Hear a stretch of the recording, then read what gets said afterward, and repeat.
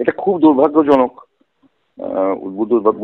বুদ্ধদার মৃত্যুটা খুবই দুর্ভাগ্যজনক। আর আমার সাথে ওনার ব্যক্তিগত পরিচয় ছিল। আমরা প্রচুর দত্তস্কি নিয়ে, মানিক বন্দ্যোপাধ্যায় নিয়ে প্রচুর আড্ডাও মেরেছি একসময়, অনেক আলোচনা করেছি।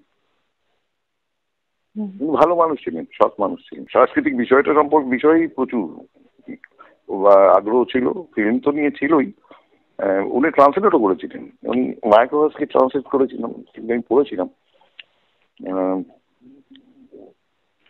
সাংস্কৃতিক জগৎ সম্পর্কে খুব আগ্রহী একজন মানুষ ছিলেন আর কি। দেখা হয়েছে আমার সাথে ব্যক্তিগত সেরকম, উনি আমায় চিনতেন নচিকেতাকে। আর আমি ওনার সাথে বসে একটু আলোচনা হতো আর কি, যখন দেখা হতো আর কি কোথাও। বাবু, খুবই খারাপ লাগছে। ওনার মৃত্যু খুবই দুঃখজনক। সেই জীবনটা খুবই কষ্টের। উনি অবিসন্দেহিত একজন নেতা ছিলেন, একজন ট্রু হিউম্যান বিং ছিলেন, এবং আমার কাছে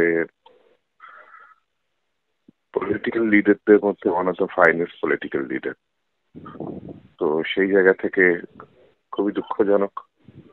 নিজে যে জীবনযাপন করেছেন সেটা ভীষণই খুব সাধারণ মানের জীবনযাপন করে এসছেন, যেটা আমরা সবসময় সমস্ত আদর্শ রাজনীতিবিদদের মধ্যে দেখতে চাই অন্তত। সেই জায়গাতে ওনার প্রতি অপরিসীম শ্রদ্ধা রয়েছে আমার, এবং ওনার মৃত্যুতে ওনার পরিবারের প্রতি সমবেদনা জানাচ্ছি।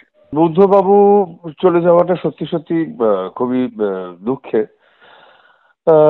যাই হোক, ওনার বয়স হয়েছিল, উনি অসুস্থ হয়ে পড়েছিলেন, তো এরকম একটা সময় তো মানুষকে চলে যেতেই হয়।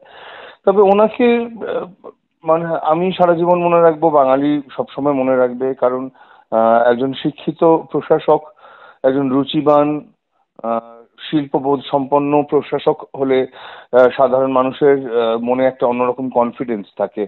বা আমি শিল্পী যত ক্ষুদ্রই হই না কেন, আমি একজন শিল্পী হিসাবে একটা অন্যরকম কনফিডেন্স পেতাম যে আমাদের আমাদের মুখ্যমন্ত্রী তিনিও রুচিবান, তিনিও শিল্পবোধ সম্পন্ন, এবং একজন ভদ্রলোক, যার দিকে মানে অনেক দুর্নীতি নিয়ে সারা ভারতে নেতাদের প্রতি অনেক আঙ্গুল তোলা হয়, যার কিন্তু বুদ্ধদেব বাবুর বিরুদ্ধে কোনো রকম এরকম আঙ্গুল তোলার কোনো প্রশ্নই ওঠেনি কোনোদিন। তো এরকম একজন প্রশাসক উনি ছিলেন। আমরা সেই সময়টা উপভোগ করেছি এবং সেই জন্য ওনাকে সারা জীবন মনে রাখবো।